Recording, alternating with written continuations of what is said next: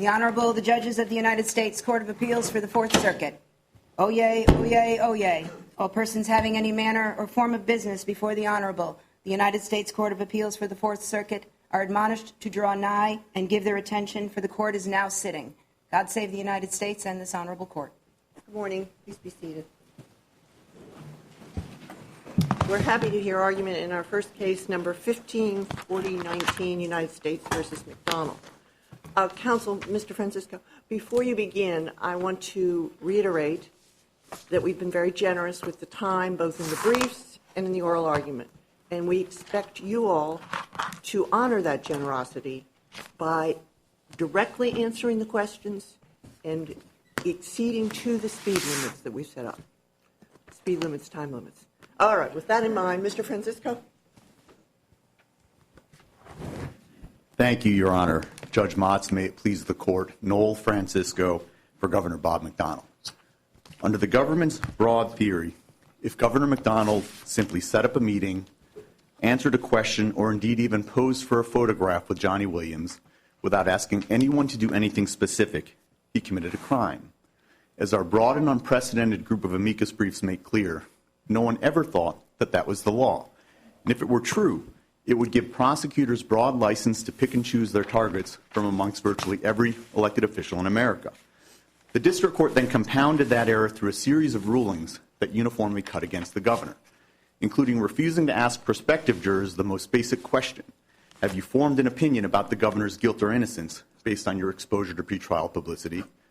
By refusing to sever his wife's trial so that she could testify on his behalf, and by even refusing to allow the governor to explain to the jury the full scope of Johnny Williams' unprecedented triple immunity agreement. Mr. Francisco? Yes, Your Honor. Is the jury instruction your most important argument? Is the voir dire your most important? Sure. I want to be sure we get to what you regard as your most persuasive argument. Yes, Your Honor. Our most important argument is the official act argument, which encompasses both a sufficiency challenge and a sentencing challenge.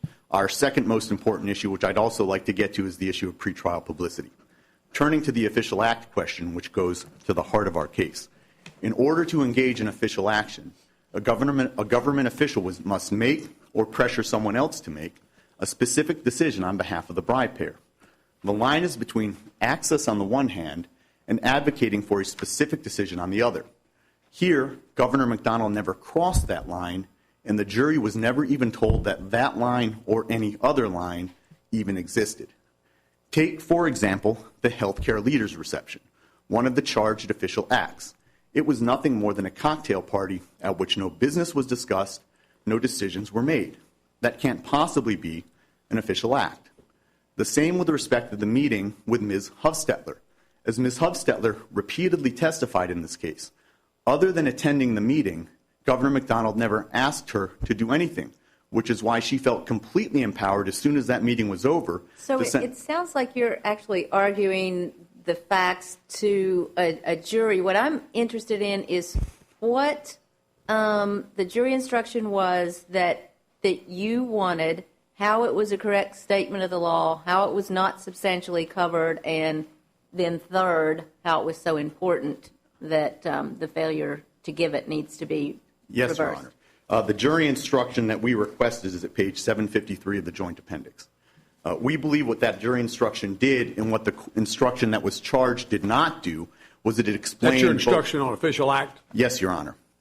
Explained what official acts were, and it explained what official acts were not. Here, the key flaw in the instructions that the court actually gave was that they swept in both lawful and unlawful conduct, because the district court instructed the jury that official acts... Well, the government might say it has to be looked at in context to find out, to figure out whether it's lawful or unlawful. And I would completely agree with that, Your Honor. And in the context of this case... Context of the facts. Yes, Your What's Honor. going on. And here we have to look at them, as you know, in the light most favorable to the government. Yes. Because they prevailed with the jury. Yes, when it comes to evaluating whether our sufficiency challenge is correct. No, when it comes to evaluating whether the instructions were a reversible error. On the instructions, yes, you do need to take, on the sufficiency, you do need to take the evidence in the most favorable light to the government. And we would submit that here, even taking it in the light most favorable to the government, none of the governor's conduct crosses the line. On the instructions here, even in context, these instructions were fatally overbroad because they instructed the jury that virtually anything that a government official does in his official capacity, including every step towards achieving an end, constitutes official governmental action. If I could give you that's not quite right, because even in the beginning of your instructions, the act has to be on a question or matter or cause pending before the official. Yes, Your Honor, and as the Supreme Court made clear. So it has to have that, there always has to be that connection. Yes, Your Honor, except the Supreme Court made clear in Sun Diamond that when you quote the statute, that's insufficient when you go on to give it an expansive gloss. Well, yes, if you do give it an expansive gloss, and it seems to me that your instruction on 753 did precisely that. It gave it an expansive gloss. I don't think so at all, Your Honor, because our instruction has a series of limitations, all of which the district court rejected. Here, the district court told the jury that the instruction encompassed all settled practices, including every step towards achieving an end. I thought it said could. Well, no, Your Honor. In fact, their instruction says it includes. But even if you thought there were a series of things that you object to that the district court instructed.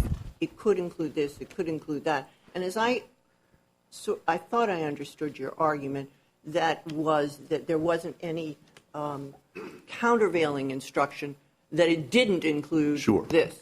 Is that the gist of your argument? Or tell me. Yes, Your Honor. It's both of those arguments. We're making both of those arguments. First of all, if you just take the instruction on its face, it's facially overbroad. It's very much like the instruction that the First Circuit gave in the Urcioli case. In Urcioli, Judge Boudin explained that the official act definition was not on its face objectionable. On its face, it was similar to other instructions that had been given. The reason it was objectionable in that case was because it also swept in potentially lawful conduct. That's precisely what happens here. As the government accurately argued to the jury in this case, under these instructions, an official act could encompass something as innocuous as a photo op. That's because every step towards achieving an end is defined as an official act. But the district court compounded that separate error by refusing to give any limitation on its otherwise all-encompassing instruction, including limits that are drawn straight out of this court's cases, like straight out of the Jefferson case, the fact, and I'm quoting from our instruction, the fact that an activity is a routine activity or a settled practice of an office holder does not alone make it an official act.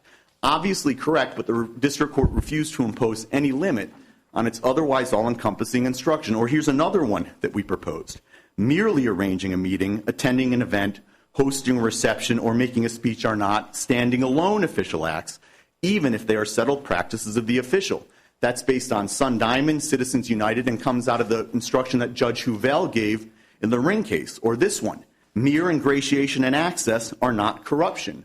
Word for word out of the Supreme Court's decision in Citizens United. The district court even refused to give a standard goodwill gift instruction. We proposed, quote, a gift or payment given with the generalized hope of some unspecified future benefit is not a bribe. Word for word out of Jennings. Here, one of our principal arguments was that the governor believed that Johnny Williams was giving goodwill gifts in the expectation that he would get the access and credibility that comes with hobnobbing around with important government officials. Your defense here was good faith. That was your defense. That was one of our defenses, Your Honor. That's what you said to the judge at the charge conference. You said our defense, our crucial defense, he called it, is good faith. And you got a good faith instruction. We did, Your Honor. And which said, I couldn't say how it could be any better. It said that if the governor acted in good faith, he didn't have criminal intent, and there could be no crime. There would be no crime. I don't know how it could be any better for you. Because, Your Honor, if the jury doesn't understand the true scope of official acts, and the jury doesn't understand the difference between a goodwill gift, a permissible goodwill gift, and a prohibited bribe. But from the governor's standpoint, if he acted in good faith, it doesn't make any difference about any of that. That's not right, Your Honor. Well, it is right, because that's the way the instruction was. If he acted in good faith, then he couldn't have criminal intent, and there would be no crime. I think that if the jury believes... And that's what you argued to the jury. You closed the closing argument. That was one of our... I know, but you closed it off. You closed the argument off after getting the instruction. You closed it off by saying he acted in good faith, and you quoted the instruction. There'd be no crime. And that's because no criminal intent. And that's because after every jury instruction that we requested cut against us, that's all that we were left with to argue was good faith. Once the court, so you were seriously impaired in your ability to conduct your defense as a result of not giving the goodwill or jury instruction. Is that what you're absolutely, saying? Your Honor. And did the government in its closing, I know that you just said you withheld or weren't able to make some of the arguments you had planned to, given the jury instructions. Did the government's closing argument take advantage of the failure to give the instruction out of Jennings that you wanted? It took the loophole and drove a Mack truck through it, Your Honor. The government repeatedly argued to the jury that everything is innocuous as posing for a photo opportunity or simply arranging a meeting without anything more. All of those things constituted official governmental action. It goes to the core of our argument. I think that no reasonable jury can conclude that Governor McDonnell violated the law. But even if you were to disagree with me on that, it's altogether possible that the jury did agree with us on the facts. But under these instructions, the jury still would have been required to, or at the very least authorized to, convict. Because everything as innocuous as simply hosting a cocktail party, simply suggesting a meeting without requesting anything happen at that meeting, as Ms. Huffster testified to, simply asking your in-house lawyer to see you about an issue, another one of the official acts. Under the instructions the district court gave, the jury was required or at least authorized to conclude that those were prohibited official acts. And that is clearly reversible error for the same reason as in Urcioli, for the same reason as in Rabbit. Two closely analogous cases that, if anything, have facts far worse than this one. Remember, the government's theory here was that there was no express agreement. It conceded that in its oral argument, in its closing argument. No express agreement. Likewise, Johnny Williams, notwithstanding his triple immunity, would only testify to an implicit agreement that the governor would provide some form of unspecified help.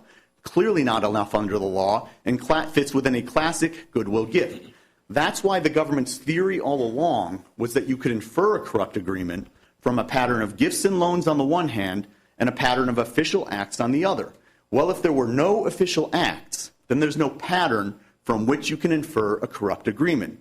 And here, none of Governor McDonnell's conduct crossed that line, and the jury was never even told that that line or any other line even existed. Well, the jury was told that a line existed by the quote of the statute to begin with. And that you began your closing argument with that quote. So the term official action means any decision or action on any question, matter, cause, suit, proceeding, or controversy which may at any time be pending. In other words, if there isn't something pending that the person who is giving the benefits to the public official, if there's nothing pending upon which he's giving the benefits, then there is no crime. It's true. But if there is, then that makes it a crime under the statute. Two responses, Your Honor. I would submit that the four of us could sit here and argue over the meaning of those words until the cows come home. Well, you go but to argue with expect a Congress jury about to expect a jury to figure out what those words mean is, I think, implausible. Which is why the instruction immediately after quoting that statute says, official action as I have just defined it includes those actions that have been clearly established by settled practice as part of the public official's official position. So it's telling the jury, what I just told you, this is what it means. Right. And then it goes on to instruction. say that includes every step towards achieving an end, which is why the government could accurately argue that something as innocuous as a photo op was included. Notwithstanding that it defined the official act to at least potentially include everything under the sun, it refused every conceivable limit on that otherwise all-encompassing instruction. Now, going back to the issue about whether the statute alone, in quoting the statute alone, was sufficient, it clearly wasn't here. Since, as in Urcioli, it was defined broadly enough to allow the court to find perfectly lawful conduct was swept within its ambit. And here, I think if you properly instructed the jury that in the line between access on the one hand and advocating for a specific decision on the other, nothing would qualify. Now, I think Sun Diamond also answers your pending issue, Your Honor. Sun Diamond makes crystal clear that when the Secretary of Agriculture gives a speech to farmers on USDA policy, even though he clearly has issues of USDA policy pending before him, that's not an official action. And if I could offer you another example. But that wasn't this statute, was it? Well, and That's the gratuity statute. Yes. Yes, Your Honor, and the same definition of official act applies here, which underscores... We talked about that in the Jefferson case. You think maybe Jefferson's wrong? No, Your Honor, not at all. I think Jefferson didn't address this issue. Here, the line is between access on the one hand and advocating for a specific decision on the other. Jefferson was clearly advocating for a specific decision on behalf of the bride payer. The line was irrelevant in Jefferson. It goes to the heart of our case here. The jury was never even told that it existed, and Governor McDonnell's conduct didn't cross it. But Judge Motz, if I could offer you another example. Suppose Johnny Williams asked the governor, Governor, who should I talk to about getting studies for an Anablock? And Governor McDonnell answered that question. Well, that's in Secretary Bill Hazel's bailiwick. You ought to talk to him. I'll give him a call for you. Excuse me? And I will give him a call Well, for you Your Honor, arrange a meeting for you. But even without that part of the hypothetical, it's still an official act under this jury instruction in the government's definition, simply answering a question. That's the reason why the government's instruction is fatally overbroad. It clearly sweeps in lawful conduct. Now, I would submit that if you take the next step and say, and by the way, I'll arrange for you a meeting, that likewise doesn't cross the line, because if it did, you really would be opening the net for federal prosecutors to pick and choose their targets amongst virtually every elected official in America. Now, remember, the official act definition is not limited to quid pro quo bribery. It also applies in the gratuities context, the very same definition.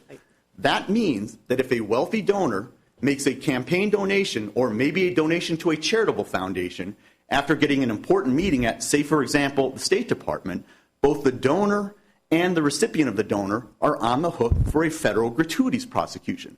Nobody has ever thought that that was the case. And to launch... a question about these instructions that you've directed us to. Did you have a argument in front of the trial court about these instructions? Absolutely, Your Honor. Yes. And is that transcribed somewhere? Yes, it's in the charging conference. The way the charging conference unfolded is that we had a series of objections that apply to a broad array of instructions. With the court's permission, I laid out our objections once, and then as we went through and we got to different points in the argument where it raised the same objection, I asked the court, would you like to repeat what I said at the beginning? Did you offer the court a lesser included part of, because I don't know that it's worth us discussing here, but I don't think the instruction on 58, that all of it is in fact the law. So was there any discussion about putting part of it in? The first two paragraphs basically are covered by the instructions. Yes, Your Honor, there was. That's not a problem. So it's just the last paragraph. That was at page 7342 of the appendix, where we requested the following. Providing mere credibility or reputational benefit to another is not an official act. To find an official act, the questions you must decide are both whether the charged conduct constitutes a settled practice and whether that conduct was intended to or did, in fact, influence a specific official decision the government actually makes. We likewise proposed... Excuse me, I'm on 753. Yes. What part of 753 was your sort of your ultimate fallback position with the district court?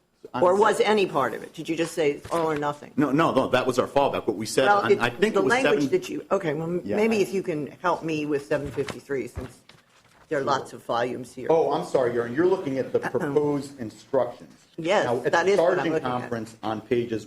the charging conference... I understand, but at the charging conference, at least every charging conference I've ever been to, there's sometimes some give and take. Exactly. And what I was asking you is, in the charging conference, was there any give and take? Did you say, all right, well, maybe some of these sentences are not required by the law? Which yes. At least is my view. Yes. As we sit here. Right. So which ones did you think were required? So what we did at the charging conference is we reduced it to two specific requests. And this is at pages 7340. So you changed it at the charging conference? No. 753 is not what you offered. No. What I made clear at the charging conference is that we wanted our proposed instruction. Right. That was our request. But as an alternative, we requested that the court give two additional instructions at pages 7340 and pages 7341 of the appendix. And I can read it to you, Your Honor, or I can... Okay. Does it track this language in 753? Not verbatim. What it does is it tries to pick out its core. It tries to pick out its core. All right. So, Your Honor, I think that it's quite clear here that as in Sun Diamond, as in Skilling, as in Urcioli, as in the Rabbit case, the district court plainly gave an all-encompassing instruction that swept in both lawful and unlawful activity. And I'd like to focus on one last point here before turning to pretrial publicity. And it's that our proposed instructions, both in the instruction itself and at the charging conference, were clearly correct statements of law that went to the heart of our case. But even if you disagreed with that, just looking at an instruction on its face, and we clearly objected to that instruction on its face as being facially overbroad. And that instruction is facially overbroad for precisely the same reason that the instruction in Urcioli was facially overbroad. Because it allowed the court to conclude, or allowed the jury to conclude, that lawful conduct, like merely setting up a meeting or merely hosting a reception, constituted a settled practice of governors and was a step towards achieving an end, and therefore was an official act, just like simply answering a question, who should I talk to about an nanoblock, or simply posing for a photo op, as the government argued to the jury, was an official act. Given that this went to the very heart of our case, it was incumbent upon the court, as this court said in the United States against Arthur case, to instruct the jury in the clearest possible terms on what the lines of distinction were. By refusing to do that, by likewise refusing to give a standard goodwill gift instruction, the district court violated that principle, and the jury was permitted to convict, even if it completely agreed with us as to what the facts of this case showed. Now, I'm happy to answer any further questions the court has on this issue.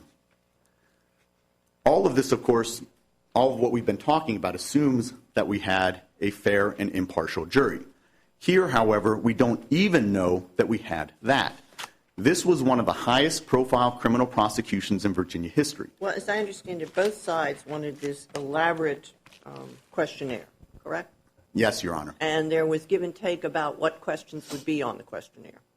Not really. We jointly submitted a written questionnaire to the court. Both of us agreed to it. The district court... That sounds like... Yeah. Oh, sure, beforehand. That questionnaire, importantly, included the question, have you formed an opinion about the defendant's guilt or innocence based on your exposure to pretrial publicity? And all the prospective jurors filled it out. Yes, Your Honor, but inexplicably, the district court, when he sent the jury questionnaire out to the jurors, he struck that question. So the jurors were not asked, have you formed an opinion based on your exposure to pretrial publicity? Were there any questions about pretrial publicity? There were questions on whether you have been exposed to it, and then there was one question about opinions. Have you expressed an opinion to someone else based on your exposure to pretrial publicity? As we all know, there are plenty of people, maybe not in this courtroom, but there are plenty of people who hold opinions but don't feel the need to express them, which is precisely why we in the government agreed that the jurors should be asked, have you formed an opinion? Okay, then you made the argument. They filled out the questionnaires. Some jurors were struck. You got a group of jurors there, and you all said, no, we need this question. Absolutely, and so Your Honor. the judge said, what's your problem? And he said, well, there are these 8 jurors or some number of jurors, and they came up and they were asked the question. May I explain? You wanted to ask. Isn't that right? No, Your Honor. May I explain? Yes, but your time is running out. I was I going to Eight get is all this you short. asked for him to do. And you only named the 8. Yeah. You named the 8. Your Honor, and then you stopped. if I could explain, when we got to the hearing, I mean, Judge Spencer says you sort of waived this. and he's clearly wrong. Well. When we got to the hearing, we specifically said for those jurors exposed to publicity, they need to be questioned to determine whether they formed an opinion. Right. Handed up the questionnaire. Page 1690 of the transcript, he said, no, I'm not asking this question. Right.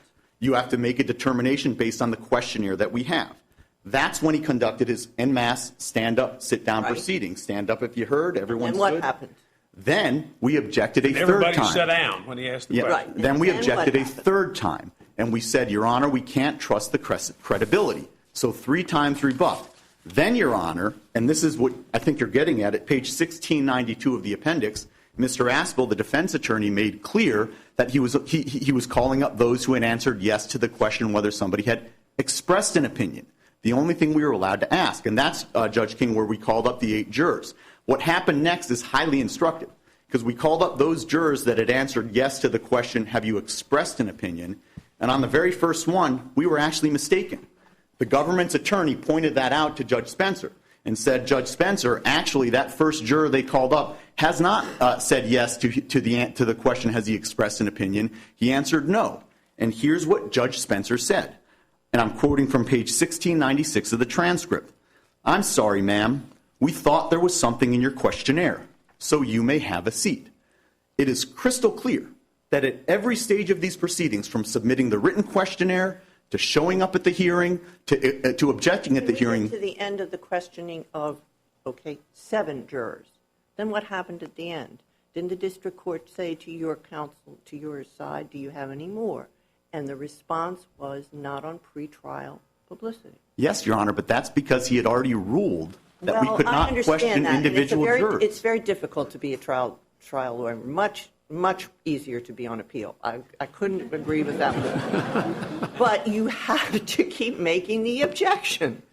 That's and we just made it kind of the way made it 3 times, Your Honor. And with all due respect, not making it a 4th cannot possibly constitute a waiver. The one thing I'd also point out is that waiver is a legal issue subject to de novo review. And I do not think you can credibly read this transcript and conclude that we waived it when we asked for it in the written questionnaire, inexplicably struck. And the government asked for it in the written questionnaire as well? Yes, Your Honor. We asked for it at the voir dire hearing, and the government actually agreed at the beginning that the jury ought to be questioned on this. The district court then again said, no, here's what Mr. Aspel said. My position is that if somebody is exposed to pretrial publicity, they have to be individually voir dired, and I have a list of questions.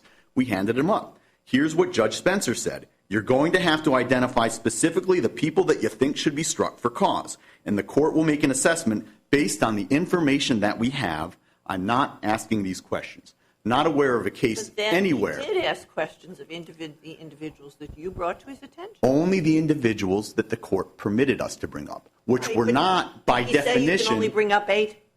He said you could only bring up those who had answered other questions beyond mere exposure to pretrial publicity.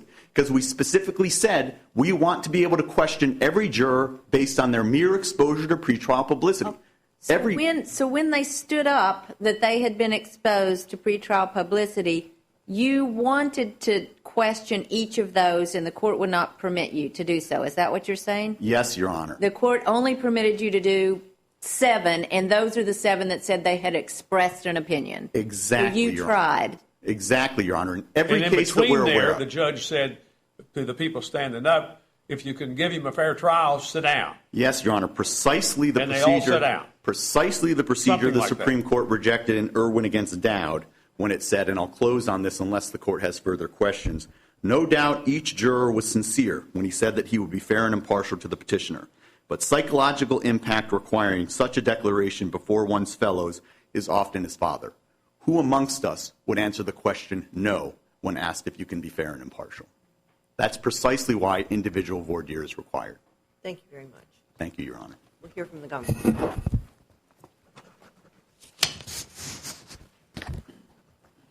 Cook.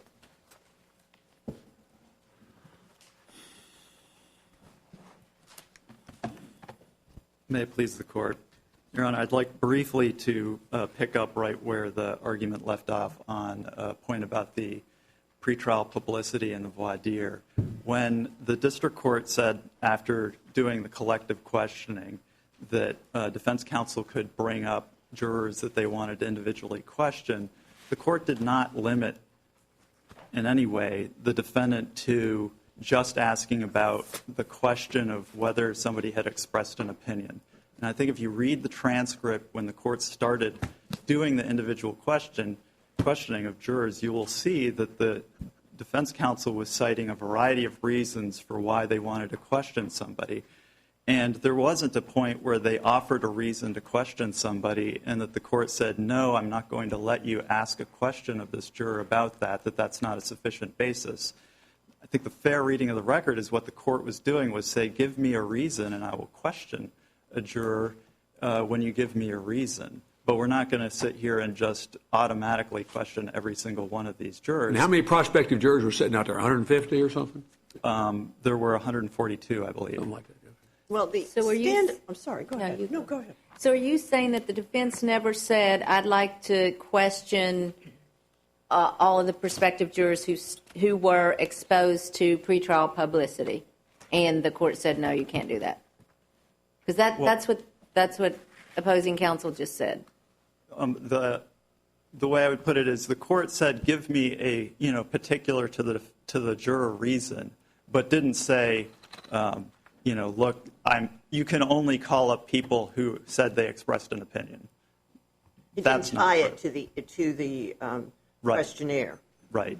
No, I mean, I think that he was looking for a reason out of the questionnaire, but there were, there were 99 questions in that questionnaire, and you could they brought up, exposure to press, expressed an opinion, a variety of bases for individual questioning. And then at the very end, Go ahead. then at the very end, he said, do you have anyone else? And they said, not on pretrial publicity. So They did that was say that, but I think my colleague is asking you a question before, what happened before that. Maybe try one more time. Right. Well, did the government ever object to the defense asking jurors about their exposure to pretrial publicity? Right. What happened is first there was. So no, the government never objected to that? What we said was we think. You said the court should ask about that in the questionnaire, right? Right. There was a questionnaire where we requested a question about have you formed an opinion. The district court did not include that question, but there were a variety of other questions that covered that. Then at the hearing, when defense counsel wanted to question every single prospective juror, we said, how about as an intermediate step that you question everyone who said that they had followed the case very closely or somewhat closely. And the district court said, well, I'm not going to do that. I'm going to do something of my own. So every single juror stood up when asked the question, have you seen any pretrial publicity about the case? Right. Is that what happened? Right. Every juror? That's correct. And then the court asked two questions. Said, first, if you have read, heard, or seen something in the media, I want you to stand up for me. Then the court said, based on what you have heard, read, or seen relating to this case, if you are in your mind able to put aside whatever it is that you've heard, listen to the evidence in this case, and be fair to both sides, then I want you to sit down. And that's at appendix page 963. And everybody sit down. And everybody Did sit you down. suggest this stand-up, sit-down process to the court? No. That was what the court was. Okay. Now, the question that I think that we have, or at least I have from what the opposing counsel said, was that after there had been this stand-up, sit-down, they said, no, we want to have an individual voir dire of each one of these 145 people to discuss pretrial publicity. Is that what happened? Right. And the district court said no. Right. And what did the district court say? No, but because 8 people came up to the bench. Right. Well, so how did that happen? They said, we want to question everybody. Then we proposed an intermediate step of the people who had said they'd followed the case very closely or somewhat closely. And then the district judge, hearing that, said, and we said, look, we don't think that's required, but out of an abundance of caution, that would be a better route to go in our view. And the court said, well, you know what, I'm not going to do that. I'm going to do something of my own devising. And his own devising was, defense counsel, give me a reason. You've got, I mean, in terms, this is my gloss on what he's saying to them. He's saying, you've got a very fulsome questionnaire. Give me a reason for why you want somebody brought up here. They offered up a variety of reasons, and they cited them in the transcript. If you read, you'll see. Not just pretrial publicity, but a variety of reasons. Not just the expressed an opinion question out of the questionnaire. And then the judge questioned a series of people, and at the end of it, they said, we don't have anyone else on pretrial publicity. Did they ask questions on other things after that? There were further voir dire questions. The last part of voir dire was not this pretrial publicity, so there were some additional voir dire questions. So It's your position we review all that for abuse of discretion? Yes, that's right. And in this court's cases in Baker and Bailey, the court has said that collective questioning is permitted, and both of those cases involved collective questioning where there wasn't, the defendant hadn't gotten what he wanted on a questionnaire. So here, this case has the added benefit that the parties were armed with very extensive questionnaires, and then that the court said, give me a reason, and I will question further somebody, and they did that, and then they got to the end of it, and the court said, anything else? And they said no. Can we turn to the jury instructions? Sure. And I would like to focus, to begin with, on the instruction that I think that defense counsel has focused on as the key problem here, which is his proposed jury instruction number 58 on official act. And where is it again? And that's on Joint Appendix 753. And that instruction is just erroneous because what it says... Their proposal is erroneous, that's what you're saying? Right. That's why I probed him on their ultimate, I think some of it is erroneous, on their fallback position. So maybe you can discuss that as well. Sure. The fallback position, which they are... First, I guess, let me set the table. So tell me what you think is erroneous. The first two paragraphs aren't erroneous, right? No, we don't take issue with those, but they... and the district court basically gave those. Right, right. It's once you get into this third paragraph that you start having error where they suggest that a government official's decisions on whether to attend an event or whether to attend a meeting or respond to a phone call are not decisions on matters pending before the government. And so they're suggesting that a meeting can never be an official act, and that's clearly wrong. Jefferson involved plenty of meetings that this court concluded were official acts. And what about the next sentence? Because they're explaining why they think that's so, and then they say, this is because mere ingratiation and access are not corruption. Right. Would that instruction, mere ingratiation and access are not corruption, would that have been error? I mean, I don't think that the Supreme Court, short answer is no, but I don't think that the Supreme Court in writing that in Citizens United was meaning to provide a definition formally for bribery law. And what I think it captures is the notion that if you lack an agreement... He was talking about campaign finance. Right. And if you lack an agreement with corrupt intent to exchange things of value for official acts, then you don't have... Then you've gone beyond ingratiation and access.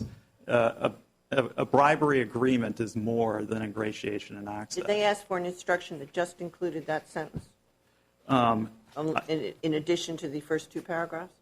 I don't believe so. And what he's pointed to... They only asked for it in the context in which it's presented here. Is that what you're saying?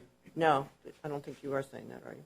No, what I'm saying is there's this official action instruction that specifically has it.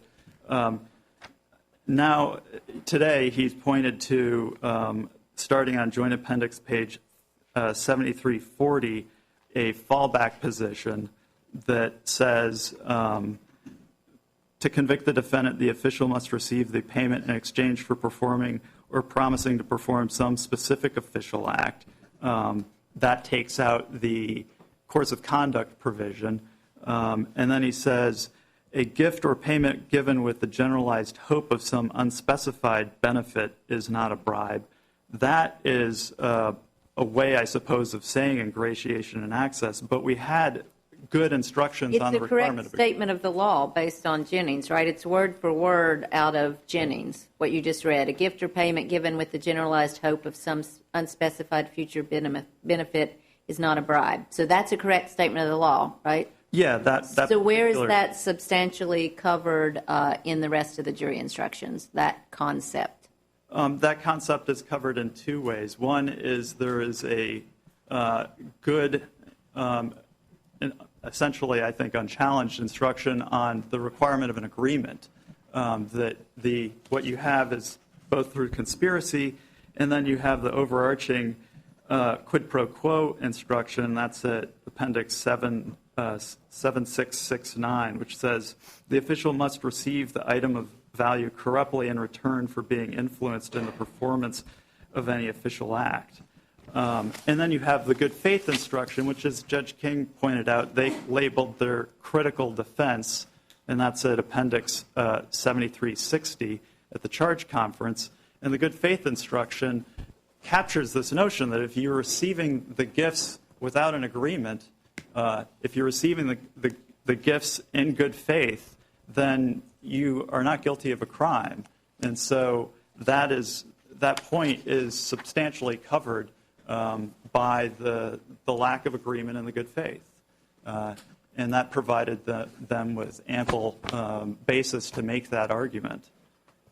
Mr. Cook, I'll tell you what I would like you to address. It looks to me like the honest services instruction that was given is correct as far as it goes. Right. But it talks about things that could be crimes, and it doesn't say anything that is not a crime. And that is, I think, the gist of what the appellant's argument is here. And maybe you can address that for me. First of all, you think that's a fair characterization? It doesn't say all these things are crimes, but it says they can be crimes, and then it doesn't say anything is not a crime. Right. Well, I think there's several points I would make in response to that. The first is that the key point is the court begins by saying that the term official action means any decision or action on any question, matter, cause, suit proceeding. Right. And so it has limited there, like, look, this is the ultimate standard for an official act. You have to meet that. And as the court was pointing out, they began, their closing by emphasizing those very restrictions. Well, it seems to me that if the court had repeated that sentence, sort of every other sentence, that would have made the charge more even, if you will. And that's what you think that one mention of that, or you had several points, so maybe tell me about your other points. Right. Well, the other points are that you've got considerable discretion in choosing the specific wording of an instruction from the district court, and you have cases like Patterson where this court has said that, although a more specific instruction might have been desirable to the defendant, the district court didn't abuse its discretion in choosing the particular wording. There's also the principle that, as this court has said, good jury instructions often let the counsel argue factually in terms of a legal standard rather than having the judge make counsel's arguments for them. And there's the broader point, too, that what happens is you have offered to the judge a large collection of instructions that the judge correctly concludes are wrong.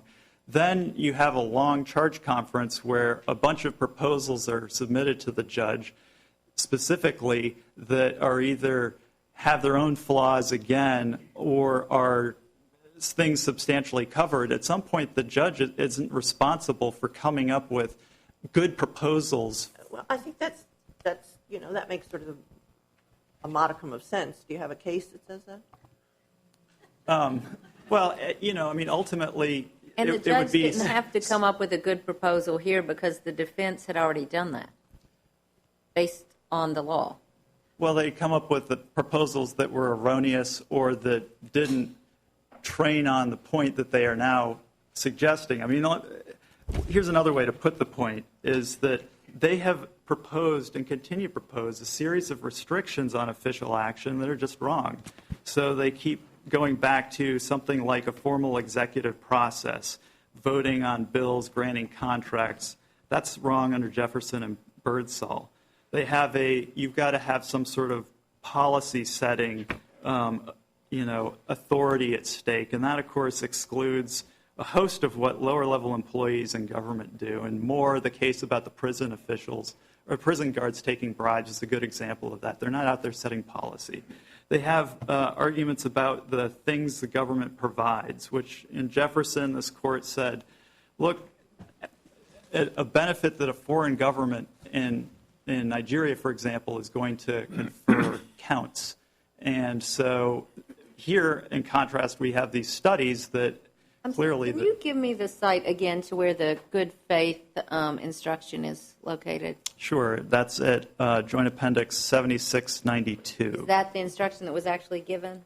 Yes. Okay, thank you. And the point where they said that's our critical defense is... Yeah, I found that part. Okay. Thank you. They also have said categorically that meetings and events are never official acts, and that's not true. They've also suggested that you have to accomplish the goal of the bribe payment, and that is definitely not true under cases like Evans and Brewster that have said fulfillment of the quid pro quo. Well, you have to have a corrupt agreement. Right. And so what you have is them offering a whole lot of instructions that are wrong, and the judge repeatedly saying, no, I'm not going there. And ultimately, when a district court is exercising discretion and choosing instructions, it doesn't have to come up with the more reasonable intermediate step that is never offered to them. Well, that's why I was trying to talk about the charge conference, which I Right. don't remember hearing much about in the papers, but there are lots of papers, so maybe it was there somewhere. And whether they had come up as their fallback position with something that did not contain error. And when you were Right. sort of ticking off these things, I think you were looking at the proposed jury instruction number 58, which is the J753, and not the charge conference. Or maybe you tell me. I mean, I'm relying principally on what they're arguing now on appeal, their brief. At the charge conference, they've now directed your attention to 7340, and for that, I think it's covered by, that concept was available to What they raised on 7340 is already covered? Yeah, and it's available to them. When I was a prosecutor a long time ago, we used to construe Rule 32 to require objections to be made after the instructions were given to the jury, but Right. prior to the deliberations beginning. Right. That would boil them down. The judge would send the jury out, and he would then hear specific objections to the instructions as given. Sometimes judges get up there and wing it a little bit. Then he would, after it was over with, he or she would tell the jury that they could start deliberating or bring them back in and give them some more instructions. And we always thought Rule 32D required that, but you all didn't do anything about that. You just instructed them and sent them out to deliberate. Did nobody ever raise that kind of question in this district? No, Your Honor is exactly right. And I think for courts in this country, they're required to be done that way. Say Right. that Rule 32D requires that in order to preserve the points, because then they've boiled it down to what Judge Motz is getting at. You're not at proposed instructions. You're at the end of the line. What would improve it? What do you want now? Right, and the rule Your Honor is describing has a lot of sense insofar as what it does is it says after the judge has actually read the instructions to the jury, that's the point where you have to register an objection so that That's what the rule says. Yeah, right. If you don't, it says you don't preserve it, it specifically says that if you don't do it that way and you raise something on appeal, it's ruled for plain error. It's assessed for plain error. Well, did they raise it then? After the court read the instructions, Yes. No, there was no objection. Did you make the objection No. on appeal? Nobody said a word. There you go. Neither side said anything. In fairness, this is a point that at the charge conference. No, but we'd have a better record Yes. on appeal if things were done that way. At the charge conference. Whether it's been preserved or not here, I'm not getting into that. And I thought that before the judge, or after the judge instructed, before the jury deliberated, I thought that defense counsel did say something like, well, we have our at some point there he did Right. say we have our objections and we talked about That them was already. before the instructions Yes, were given. I think it was. The judge says, I've been over this several times with you all. Right. And He may have been getting impatient with you. Right, and he told them your objections are preserved. I mean, He which did. is why, He we did. didn't. But then he instructed them, and we don't know whether he actually instructed them word for word. We assume he did. Sometimes, as I say, I've had him wing it a little bit. Sure. Well, and that's why we listened very closely as we read. You remember when your colleague was arguing, he was talking about Judge Bodine's case. Right, Maybe you Ursioli. can address that for me. Sure. And in that case, you didn't have, one of the key points, I think, from that case is that you did not have the 201A3 definition provided to the jury. You had something that was really broad, where official action was defined in terms of under the cloak of office, which does not have the limitations here. And so Ursioli is a case in which you just had straightforward instructional error because you didn't capture the requirements of official action. I thought that the piece that he read to us aloud and I can't find the case right now because there's so much stuff. The court had said something like reading just the statutory definition is not enough. No? I don't believe that's in Ursioli. I mean, I may be mistaken about that, but that's not my memory of the case. Okay.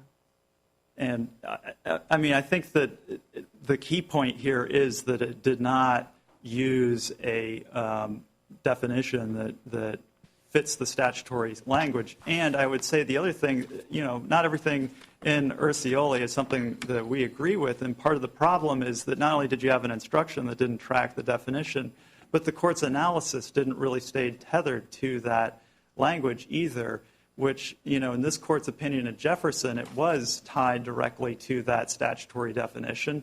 And that's the way to go, and that's how you analyze this case. And that's why I think Jefferson is a much more helpful case to the court than Ursioli is ultimately, is because it say nothing that Jefferson is circuit precedent. That's exactly right. That's exactly right. That was out of your district, wasn't it? It was indeed. You say that this case is stronger than Jefferson in your brief, I think, because it involves an executive rather than a legislator? That's right. There are several respects in which I think Jefferson is a stronger case. I mean, admittedly, the conduct there involves a lot more money, and Jefferson ended up with a longer sentence, and so there are important ways in which There's Jefferson. both more quid and more quo in Jefferson. So right. How is this a stronger case? But yeah, it's in the sense of the definition of official act and what was promised there.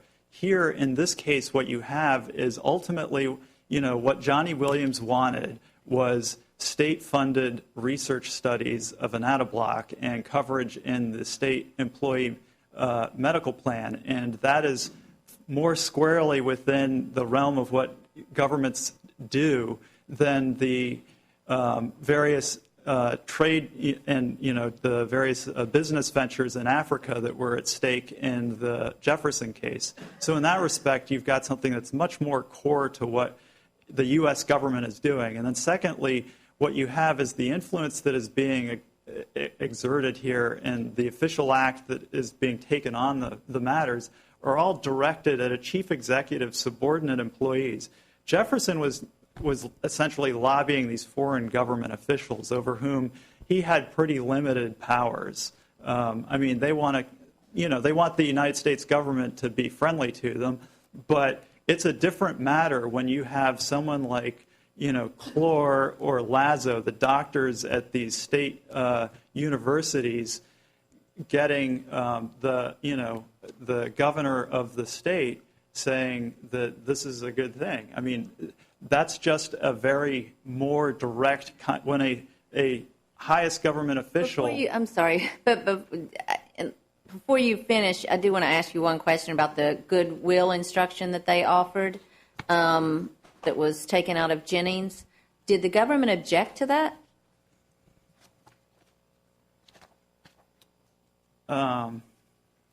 Honestly, I mean, it's a correct statement of the law. So. Right. I'm trying to think in the context of. We're going to get help here. So their proposal on 7340 still had this specific official action requirement, which read out, in our view, the course of conduct scenario. Because Jennings said both were true. Like, you could have an agreement for a specific official act, or you could have this course of conduct theory, which is what we had here. It was included in that, the government right. found it objectionable. Exactly. But there may have been some follow-up back and forth that perhaps we'll hear about. Sure. I mean, if what they had been offering was just the goodwill gift, I don't know that we would have objected, but what they were offering was a proposal that got rid of the course of conduct theory that has been repeatedly upheld by this court in Jefferson and in Jennings both. Well, they certainly argued gifts. That's true, too. I mean, they There's no doubt about that. Right, It permeates the argument. right. But, I mean, at some point, we don't have to offer for their proposed instructions for them. I mean, they made multiple tries with errors in them, and They have to offer legally correct instruction. exactly. You know, this case strikes me as one where this is not an earth-shattering observation, but that there was a lot of quid pro proven, and there's not even really much appellate argument about that. But the quo is much thinner. Now, does government propose that we can sort of look at these and balance, and if we have a very strong quid case, we don't need as much quo? Well, I would say about that the nature of the payments has evidentiary force in the sense that when you see somebody getting $177,000 worth of payments in cash and luxury goods and that sort of thing, that's informative about people's motivations and what they're doing. Now, you still need to meet, you don't have to have the official acts performed, but there has to be an agreed upon official act. I mean, so you got to meet the test. Would you have 5 official acts? 5 Sure. acts. I mean, we've got 5 actions on. What if it just had been the first one? I mean, it would have been a difficult case, but that would Indeed. suffice. You know, whether the government would have persuaded the jury that there really was an agreement here without good faith and corrupt intent and intent to defraud, you know, I'm not sure whether we would have secured a conviction. Or brought the case? Right. But when you have, you know, a 2-year pattern of conduct, and the timing evidence in this case is just, you know, I think devastating for the defendant. You've got him going on the vacation at Williams's Smith Mountain Lake vacation home. He drives the Ferrari home. That, you know, drive home, he lies about it, saying there was no recreational use, and of course there was. And then 90 minutes after getting home in the Ferrari, he's sending an email to Bill Hazel, who is a guy that thinks that Johnny Williams has got a lot of junk and refers to him as the Tic Tac man, says, you know, send a deputy in the morning to meet at the mansion on the planned studies of Anatoblock at UVA and MCV. And Bill Hazel, despite his views, the next morning, you know, says right away, will do. And official goes. And so, you know, and again, when you go to the winter, when the defendant's trying to negotiate a new loan with Williams, he sends first the email to Williams asking for, you know, the additional money, and where he says, "Do you want me to call your lawyers on the certificates and the documents?" That was a reference to their earlier phone call about getting an additional loan.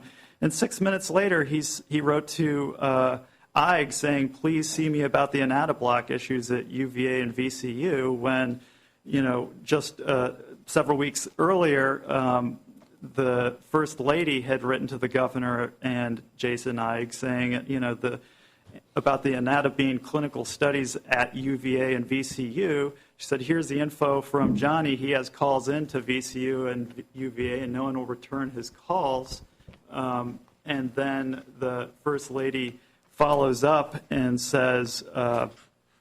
I think your time has expired. Remember, Okay. you can finish your sentence. Sure. But The point is the timing evidence showed an agreement robustly in this case. thank you very much. Appreciate your argument. Thank you, Your Honors. Just a few brief points. First, a technically accurate instruction, even assuming this one were technically accurate, can be misleading by omission.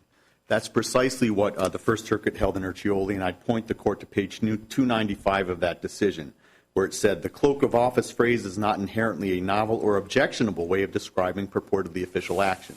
But in this setting, it permitted the jury to readily consider as potentially criminal conduct both," and then it describes the conduct that was not potentially criminal. Did the trial court there